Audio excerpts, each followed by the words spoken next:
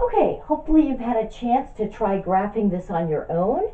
Want to just remind you that the way we're going to do this is we're going to just graph, first of all, the corresponding transformation of cosine. That's because secant is the reciprocal of cosine. So we'll graph the transformations for cosine just as a dotted curve, and then we'll flip our bumps. Okay.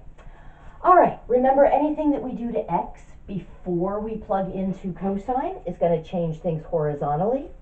Anything we do after we plug into cosine is going to affect things vertically.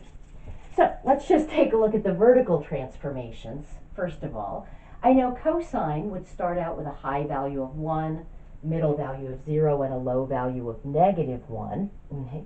What we're doing to our cosine is multiplying by a -2. Now that's going to do two things for us. That's going to stretch things vertically by a factor of 2, but it's also going to flip things. Now if I stretch, the new high is 2, the new middle is still 0, and the new low is -2. I'm not drawing this to scale, I'm just recording what the values are. Okay. But I'm also flipping. So what I'm going to do to indicate that is I know cosine would normally start at a high point going down. I'm going to write that I've flipped it and just have an arrow to indicate that I'm going to start at a low point going up, because it's really easy to forget that. And then after that, we're going to add 3 to things. Now, don't think you're subtracting 3 because of that negative sign. That was a -2 that we were multiplying by cosine. The 3 is positive. Okay. We usually write it in front just because if we write it after the cosine of pi x, if I wrote a +3, it would be really easy to, if we were careless with our parentheses, to think that we were adding 3 before we plugged into cosine.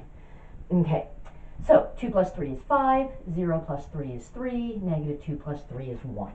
So these are my y values, and again, I'm going to really emphasize for myself, I've flipped this, so I'm going to start low, going up.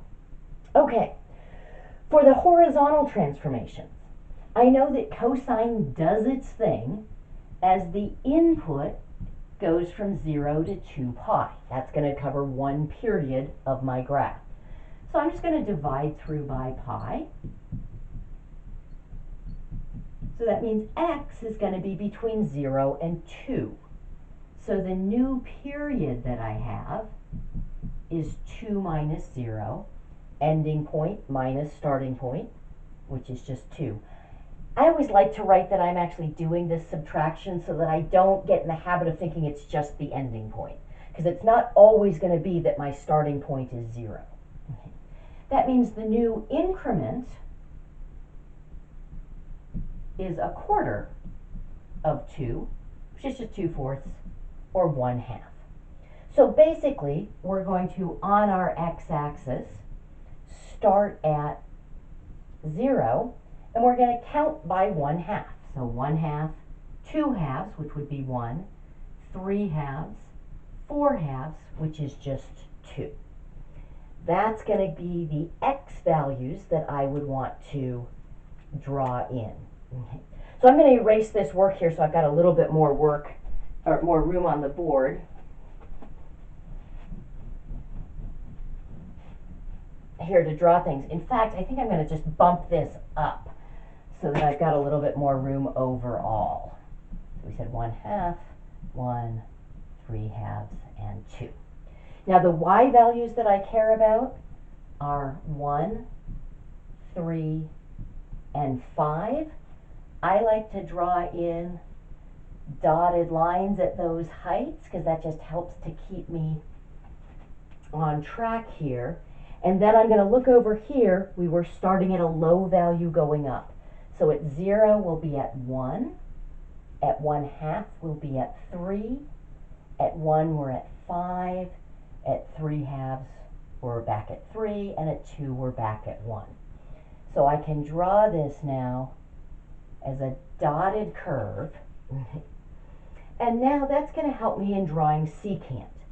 Now, you'll notice this graph is never actually 0, so it's really important that we remember the asymptotes are not where this graph is 0, but where this graph is at its middle value, where it was 0 before we shifted it up 3.